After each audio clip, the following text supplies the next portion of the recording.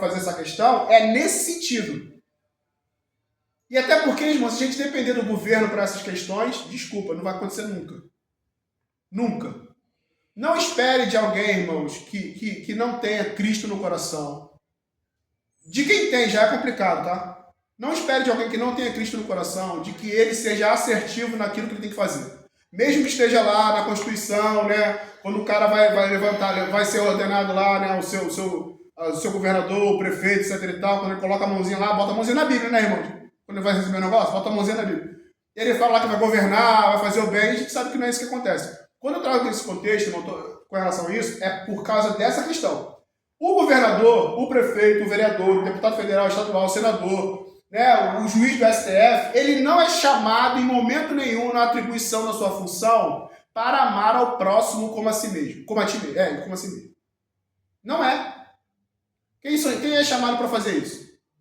A igreja. E quem é o próximo? Todo aquele que precisa de assistência. Com certeza. Então, quando eu falo essa questão, é nesse sentido.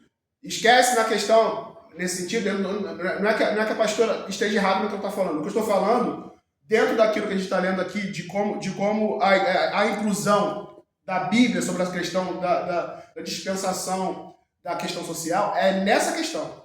Nenhuma religião no mundo, irmãos, nenhuma religião no mundo, ela fala para olhar o próximo como a si mesmo.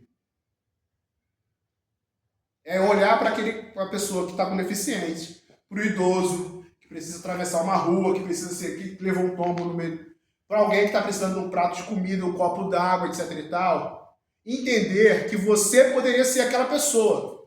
É essa a questão. É essa a questão. De olhar para aquela pessoa e falar assim, poderia ser eu. Presbítero, quando a gente fala sobre o governo, que é uma obrigação do governo, não significa que a gente está esperando alguma coisa do governo, porque a gente só espera de Deus mesmo, né? E só espera que a cada dia o Espírito Santo de Deus nos ajude a exercer, né, a filantropia, a exercer o amor ao próximo, como a Bíblia nos declara. Mas nós sabemos que existem muitos países aí que assistem os marginalizados, que assistem os menos favorecidos, entendeu? A Noruega é uma delas, entendeu? E tantos outros lugares, entendeu? Então, igual a gente, quando morávamos em um estado aí, né? Eu e minha família, quando nós morávamos, a gente via a equiparação de outros estados, a gente ficava abismado, porque lá até muleta de graça a gente recebia, entendeu? Muleta nova, para quem quebrasse o pé, para quem... Então, quer dizer, se dá para fazer num estado, por que não dá para fazer no outro? Então, eu estou falando assim, obrigação mas infelizmente o governo não faz. Agora, com relação à igreja, com certeza a igreja tem que ter sempre, entendeu, a disposição e o ato de servir, entendeu, os menos favorecidos. Isso não tenho dúvida. Está encerrando, vou ficar na hora. Mas o que essa lição está chamando a atenção da gente é justamente isso. Para que nós entendamos que há pessoas que hoje, né, porque para a gente analisar essa questão também do que a pastora trouxe, naquela época não tinha pessoas que eram separadas no meio do povo para poder tratar essas questões, de haver uma responsabilidade de educação, saúde, saneamento básico, né? Dispensar de qualidade para todo mundo. Os governadores, os prefeitos, presidentes, etc. E tal, os políticos em si, eles são eleitos para que eles busquem, gerem e executem as melhores soluções e situações para que as pessoas consigam ser assistidas nessas questões. Segurança pública, etc. E tal, a gente sabe como é que funciona a nossa segurança, a nossa educação, a nossa saúde. Né? A minha esposa que é professora, a gente sabe como é que funciona. Mas entender que hoje nós temos essas pessoas que são separadas, mas naquela época não tinha. Né? E se a gente parar para analisar, entender que mesmo no contexto cristão havia deficiência que quando a gente vai ver os evangelhos há uma deficiência, os deficientes estão esmolando, os cegos estão esmolando, os necessitados, né, os idosos estão sendo esquecidos, as órfãos e viúvas, órfãos e viúvas da mesma forma. Isso vai ter uma virada quando né, Cristo morre e ressuscita e dispensa os apóstolos.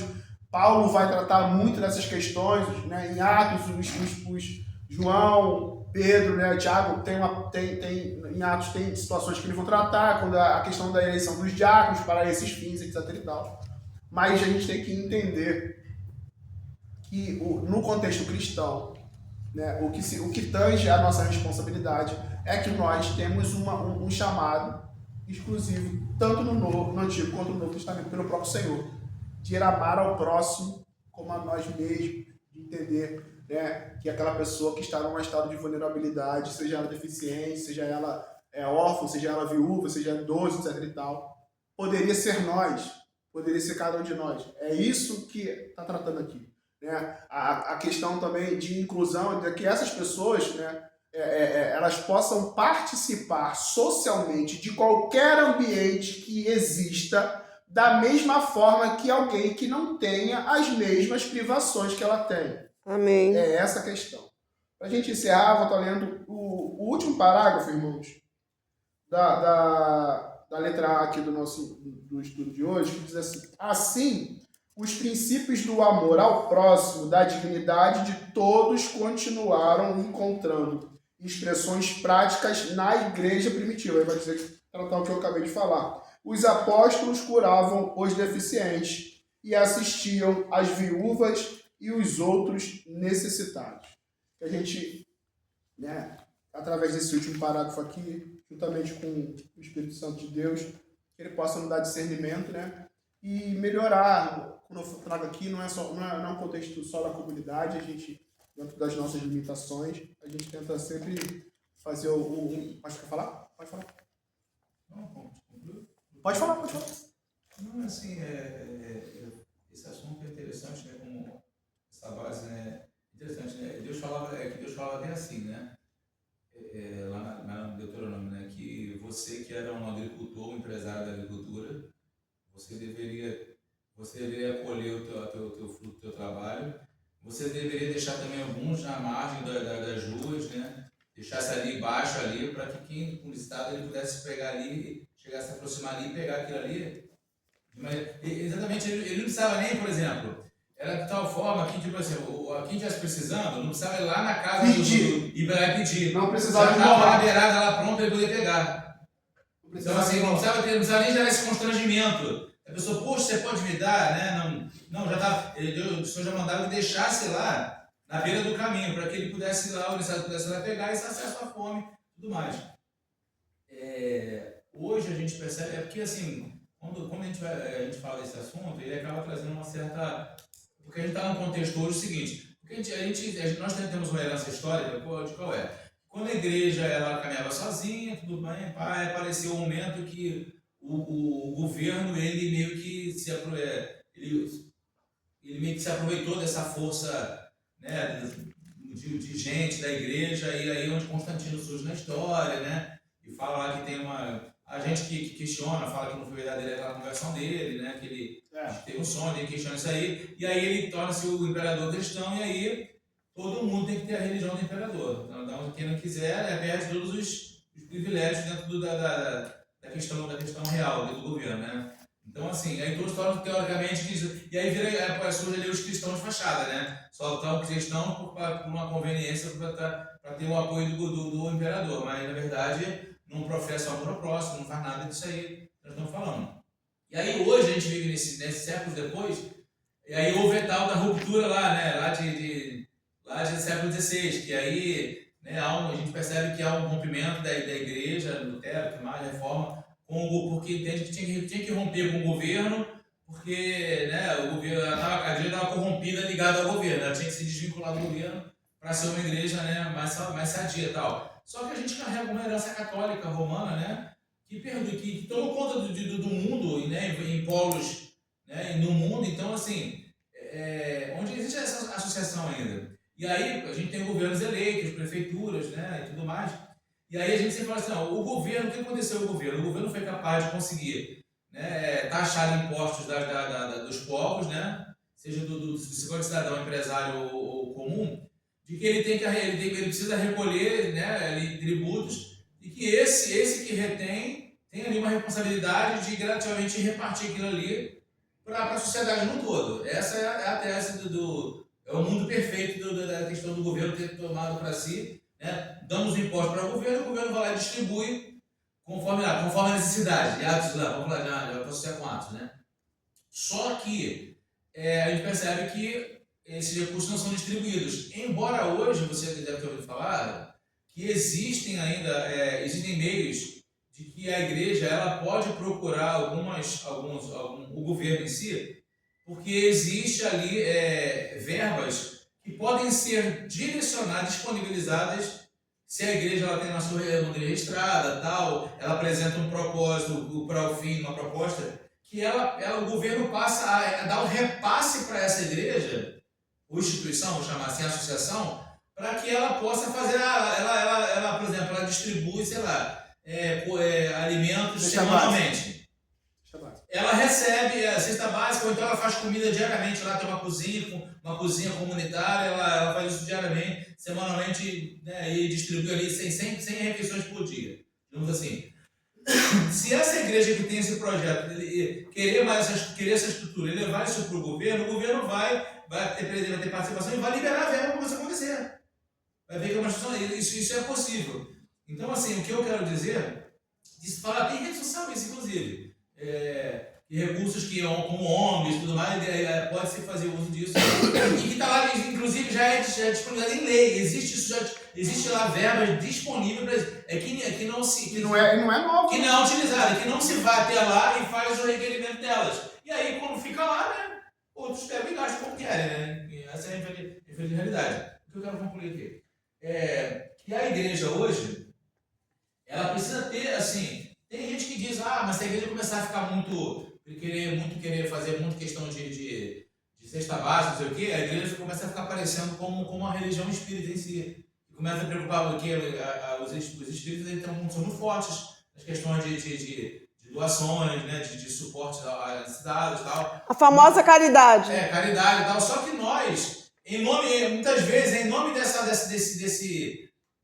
como essa religião ela caminha, né? Na verdade, não é todo o espiritismo em si, né? São alguns segmentos que praticam isso, né? Não é todo, né, o espiritismo em si que faz isso, mas algumas específicas, né, linhas aí.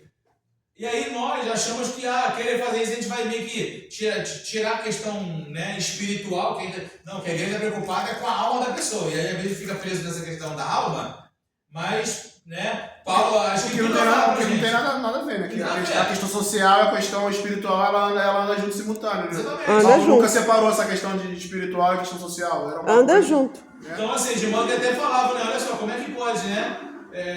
Os apóstolos diziam isso, né? Como é que você pode, alguém chegar até você, está precisando de uma situação, você orar por ele, despedir ele sem entregar as coisas necessárias. Então você percebe que aí está falando especificamente para a igreja. Então, assim, pastor, tudo bem, tem gente hoje que é enganadorzinha, espertinho, quer se dar bem e tal. Tudo passa por um filtro, entendeu? E aí esse filtro está muito lá naquilo que a igreja tinha lá em Atos, né? Tinha que repartir conforme a necessidade. Então, assim, que melhor necessidade é você fazer uma cariação, você avaliar realmente as condições. Lá tinha também a questão das pessoas, né? Se a viúva for viúva, que seja viúva idosa, que seja viúva nova. Se for nova, vai trabalhar, que seja viúva mesmo, e se dê a sua viuvez, né? Que se comporte como tal, que não seja um comportamento, diferente. Lá tem as instruções. Pode trabalhar? Trabalha. É uma recomendação bíblica disso pra gente. Se tem filhos, netos, etc e tal, irmão, que esses os assistam, tem todas essas instruções. Né? Então, assim, há toda uma orientação. Então não é assim, não é aquela coisa cega também que a igreja vai ficar distribuindo a todo direito. Então ela vai, na verdade, até mesmo estimular. Inclusive, é um detalhe importante, né? Às vezes nós esquecemos que a igreja, às vezes ela pode ajudar muitas pessoas, às vezes não tirando os amigos do próprio caixa, do próprio tesouraria. Mas motivando, né? Não, mas ela pode fazer o quê? Ela pode influenciar, porque de repente, alguém da igreja, alguém que tenha um cargo público, alguém que às vezes não tem cargo público, mas ele conhece, ele consegue procurar alguém lá, que é uma assistência social, uma coisa que vai ter lá, vai disponibilizar uma